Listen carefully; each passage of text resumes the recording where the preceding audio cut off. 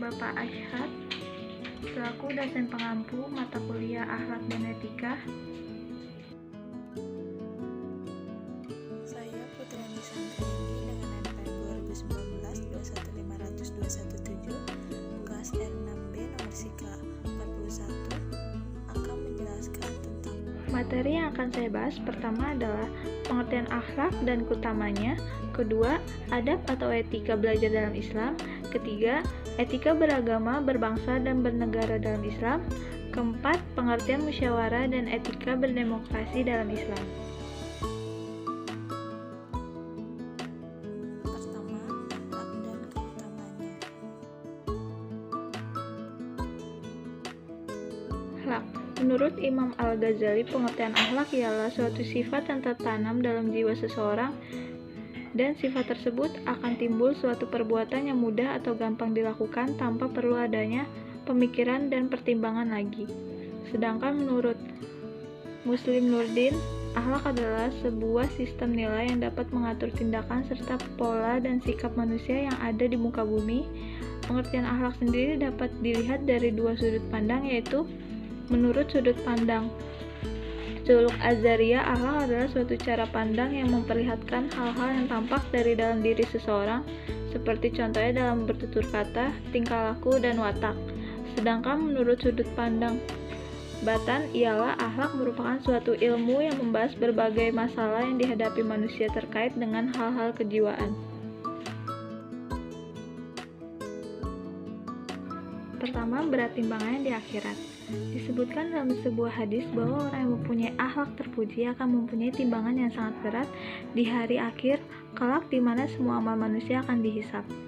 Tidak ada seorang pun yang diletakkan pada timbangan hari kiamat yang lebih berat daripada akhlak yang mulia. Dan sesungguhnya orang yang berakhlak mulia ini dapat mencapai derajat orang yang berpuasa dan sholat. Dicintai Rasulullah. Rasulullah SAW diutus ke dunia tidak lain adalah untuk menyempurnakan akhlak manusia. Maka dari itu Rasulullah akan mencintai manusia yang berakhlak baik. Sesungguhnya yang paling aku cintai dari kalian dan yang paling dekat tempatnya dariku di hari kiamat adalah orang yang mulia akhlaknya. Dan yang paling aku benci dari kalian dan paling jauh tempatnya dariku di hari kiamat adalah orang yang banyak bicara, angkuh dalam berbicara, dan sombong. Mempunyai kedudukan yang tinggi. Seseorang mempunyai akhlak terpuji dan budi pekerti yang baik akan mempunyai kedudukan yang tinggi di akhirat kelak, sebagaimana disebutkan dalam Ibnu Majah. Dijamin rumah di surga. Mempunyai akhlak yang mulia sangatlah penting bagi seseorang muslim. Keutamaan mempunyai akhlak yang mulia sangat besar. Salah satunya adalah adanya jaminan imbalan sebuah rumah di surga bagi kaum muslim yang berakhlak mulia, sebagaimana sabda Rasulullah SAW yang intinya bahwa akan dibuatkan rumah di tepi sungai bagi orang-orang yang meninggal dekat walaupun orang tersebut benar. Akan dibuatkan rumah di tengah sungai bagi orang-orang yang tidak suka berbohong meskipun hanya bercanda, serta rumah di atas surga bagi orang yang berakhlak mulia. Kedua, adab menuntut ilmu dalam Islam. Salah satu adab yang diajarkan dalam Islam adalah adab menuntut ilmu. Ya, adab dalam menuntut ilmu sangat diperlukan. Bahkan Imam Malik rahimahullah pernah berkata pada Quraisy, pelajarilah adab sebelum mempelajari suatu ilmu. Maka dari itu sangat penting untuk mempelajari adab terlebih dahulu sebelum menuntut ilmu. Berikutnya adalah adab dalam menuntut ilmu yang perlu diketahui. Pertama, niat karena Allah. Hal terpenting harus dipersiapkan sebelum menuntut ilmu adalah membenarkan niat. Niatkan semua ilmu yang kamu pelajari hanya karena Allah, sebagaimana firman Allah dalam surat Al-Bayyinah ayat 5. Padahal mereka tidak disuruh kecuali menyembah Allah dengan memurnikan ketaatan kepadanya dalam menjalankan agama yang lurus, dan supaya mereka mendirikan sholat dan menunaikan zakat. Dan demikian itulah agama yang lurus Rasulullah SAW juga bersabda, barang siapa yang menuntut ilmu syar'i yang semestinya ia lakukan untuk mencari wajah Allah dengan ikhlas, namun ia tidak melakukannya melainkan untuk mencari keuntungan duniawi, maka ia tidak akan mendapatkan harumnya aroma surga pada hari kiamat. Kedua, selalu berdoa. Dalam menuntut ilmu, hendaknya selalu berdoa agar diberi kemudahan dalam menyerap ilmu dan mengamalkannya. Allah Azza wa Jalla berfirman, dan katakanlah ya Robku, tambahkanlah kepadaku ilmu pengetahuan. Adapun doa yang biasa dipanjatkan oleh Rasulullah dalam menuntut ilmu yaitu, ya Allah, berikan manfaat atas apa yang Engkau ajarkan kepadaku, ajarilah aku hal-hal yang bermanfaat bagiku, dan tambahilah aku ilmu.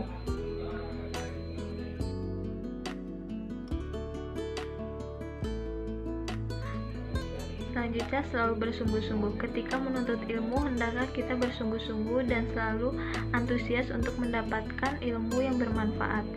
Seolah-olah tidak pernah kenyang dengan ilmu yang didapatkan, hendaknya kita selalu berkeinginan untuk menambah ilmu kita. Rasulullah SAW bersabda, dua orang yang rakus yang tidak pernah kenyang yaitu orang yang rakus terhadap ilmu dan tidak pernah kenyang dengannya, dan yang kedua, orang yang rakus terhadap dunia dan tidak pernah kenyang dengannya. Selanjutnya, menjauhi maksiat. Untuk bisa mendapatkan ilmu yang bermanfaat dan berkah, maka jauhkanlah diri dari berbagai macam maksiat. Maksudnya akan membuat otak menjadi sulit untuk konsentrasi sehingga ilmu sulit dimengerti. Dari Abu Hurairah dari Rasulullah SAW bersabda, seorang hamba apabila melakukan suatu kesalahan maka dititipkanlah dalam hatinya sebuah titik hitam. Apabila ia meninggalkannya dan meminta ampun serta bertaubat, batinnya bersih. Apabila ia kembali berbuat maksiat, maka ditambahkanlah titik hitam tersebut hingga menutup hatinya. Itulah yang diistilahkan aran yang Allah sebutkan dalam firman-Nya, yang artinya sekali-kali tidak demikian. Sebenarnya apa yang selalu mereka usahakan itu menutupi hati mereka. Selalu rendah hati. Banyak sekali orang berilmu yang justru menjadi sombong hanya karena merasa lebih baik dibanding orang lain. Jika ingin mendapatkan keilmuan yang baik dan bermanfaat, maka tetapkanlah menjadi pribadi yang rendah hati. Imam Muzahid mengatakan, dua orang yang tidak belajar ilmu, orang pemalu dan orang yang sombong. Terus memperhatikan penjelasan. Jika ingin mendapatkan ilmu dengan mudah, maka konsentrasilah ketika guru atau ustadz menjelaskan, fokuslah untuk menyerap ilmu yang disampaikan. Sebagaimana Allah Ta'ala berfirman, sebab itu sampaikanlah berita gembira itu kepada hamba-hambaku, yaitu mereka yang mendengarkan perkataanku lalu mengikuti apa yang paling baik diantaranya. Mereka itulah orang-orang yang diberikan petunjuk oleh Allah, dan merekalah orang-orang yang mempunyai akal sehat.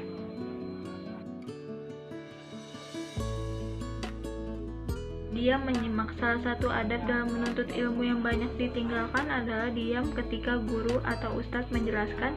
Jangan berbicara atau bahkan mengobrol hal yang sama sekali tidak penting, bahkan tidak berhubungan dengan pelajaran yang disampaikan, sebagaimana telah Allah firmankan dalam Al-A'raf ayat 204, dan apabila dibacakan Al-Quran maka dengarkanlah baik-baik dan perhatikanlah dengan tenang agar kamu mendapatkan rahmat. Terus menghafal. Setelah berhasil memahami ilmu yang disampaikan, maka hendaklah hafallah ilmu tersebut dan dengan lebih mudah diingat. Rasulullah SAW bersabda, semoga Allah memberikan cahaya kepada wajah orang yang mendengarkan perkataanku, kemudian ia memahaminya, menghafalkannya, dan menyampaikannya. Banyak orang yang membawa fikih kepada orang yang lebih paham daripadanya.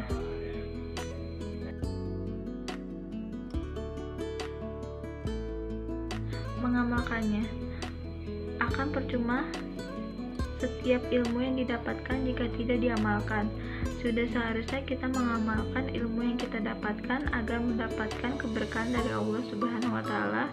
Nabi SAW bersabda, perumpamaan seorang alim yang mengajarkan kebaikan kepada manusia, kemudian melupakan dirinya, tidak mengamalkan ilmunya adalah seperti lampu atau lilin yang menerangi manusia namun membakar diri sendiri. Selanjutnya, mendakwah. Tidak ada ilmu yang bermanfaat jika tidak dibagikan kepada orang lain. Maka sebaiknya ilmu tersebut kepada mereka yang belum mengetahuinya. Allah Ta'ala berfirman, wahai orang-orang yang beriman, peliharalah dirimu dan keluargamu dan api neraka yang bahan batu. Penjaganya malaikat-malaikat yang kasar dan keras, yang tidak durhaka kepada Allah terhadap apa yang diperintahkan kepada mereka dan selalu mengerjakan apa yang diperintah. Yang ketiga, etika beragama, berbangsa, dan bernegara dalam Islam. Pengertian etika berbangsa dan bernegara. Secara etimologi, kata etika berasal dari bahasa Yunani yang terdiri dari dua kata, yaitu ethos dan etikos. Ethos berarti sifat, watak, kebiasaan, tempat yang biasa. Etikos berarti susila, keadaban, dan kelakuan dan perbuatan yang baik. Istilah lainnya yang memiliki makna hampir sama dengan etika adalah moral. Moral berasal dari kata Latin mos atau bentuk tunggal, atau mores bentuk jamak yang berarti adat istiadat, kebiasaan, kelakuan, watak, tabiat, akhlak, serta cara hidup. Secara terminologis, etika adalah ilmu tentang baik burukkah suatu perbuatan manusia, atau dalam kata lain, etika digunakan untuk meminjam perbuatan manusia dari sisi keilmuan. Dalam filsafat, etika disebut sebagai filsafat moral, yakni studi yang sistematik tentang sifat dasar dari berbagai konsep nilai baik dan buruk, benar dan salah suatu perbuatan manusia. Etika juga sering diartikan sebagai aturan yang tidak tertulis, di mana setiap orang diharapkan untuk mematuhinya. Secara garis besar, setidakkah ada 3 etika secara seorang muslim dalam kehidupan berbangsa dan bernegara, yaitu menegakkan keadilan dan kebenaran, menegakkan nilai-nilai kemanusiaan, dan mewujudkan kemaslahatan umat. Pertama, menegakkan keadilan dan kebenaran. Dalam kehidupan, kebenaran dan keadilan adalah sesuatu yang paling dicari oleh setiap manusia. Bahkan kehidupan manusia itu sendiri tersebut sebagai proses dalam mencari keadilan dan kebenaran. Islam adalah agama yang akan berpihak kepada keadilan dan kebenaran. Bahkan menegakkan keadilan dan kebenaran adalah kewajiban bagi setiap muslim kapan saja dan di mana saja, karena saking pentingnya keadilan dalam kehidupan manusia. Allah Subhanahu wa taala memerintahkan kepada orang-orang beriman agar selalu menegakkan keadilan dan kebenaran sebagaimana yang tercantum dalam Al-Qur'an surat Al-Maidah ayat 8. Yang artinya, hai orang-orang beriman, hendaklah kamu jadi orang yang selalu menegakkan kebenaran karena Allah, menjadikan sanksi dengan adil, dan janganlah sekali-kali kebencianmu terhadap setiap kaum mendorong kamu untuk berlaku tidak adil. Berlakulah adillah, karena adil itu lebih dekat kepada takwa, dan bertakwalah kepada Allah, sesungguhnya Allah Maha mengetahui apa yang kamu kerjakan.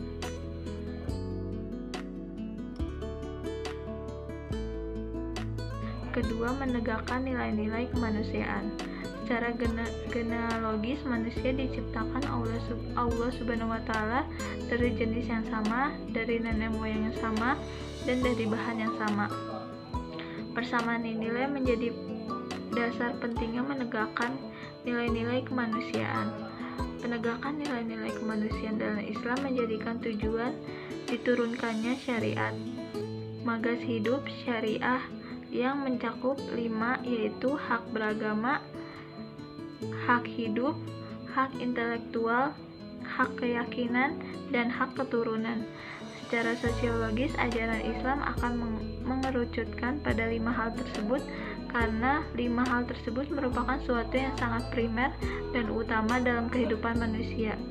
Dengan demikian, seorang muslim berkewajiban menegakkan pentingnya nilai-nilai kemanusiaan dalam kehidupan berbangsa dan bernegara. Apabila ini terwujud, maka cita-cita menjadi negara yang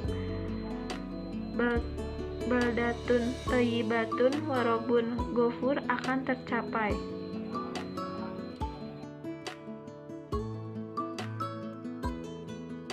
Ketiga, mewujudkan kemaslahatan umat. Inti daripada syariat Islam terwujudnya kemaslahatan umat. Kemaslahatan ini bisa bersifat material maupun non-material, baik untuk dirinya dan juga untuk orang lain. Kemaslahatan adalah suatu yang bersifat universal, berlaku di mana saja dan kapan saja, sehingga harus diperjuangkan oleh setiap manusia dan berbangsa dan bernegara. Kebijakan atau keputusan hukum harus mengacu kepada terwujudnya kemaslahatan umat. Bahkan dalam kaidah fikih dikatakan bahwa kebijakan seseorang pemimpin harus dikaitkan dengan kemaslahatannya. Dengan demikian, peran serta seorang muslim dalam politik secara umum, kebijakan secara khusus adalah ikut serta mendorong mewujudkan kemaslahatan umat.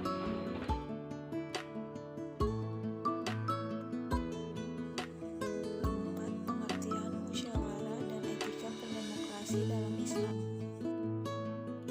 Dalam Islam, musyawarah adalah suatu amalan yang mulia dan penting, sehingga peserta musyawarah senantiasa memperhatikan etika dan sikap bermusyawarah sambil bertawakal kepada Tuhan yang Maha Esa, mengetahui dan Maha Bijaksana. Lapangan atau objek musyawarah adalah sebagai problema kehidupan manusia. Demokrasi Islam adalah ideologi politik yang berusaha menerapkan prinsip-prinsip Islam dalam kebijakan publik dalam kerangka demokrasi.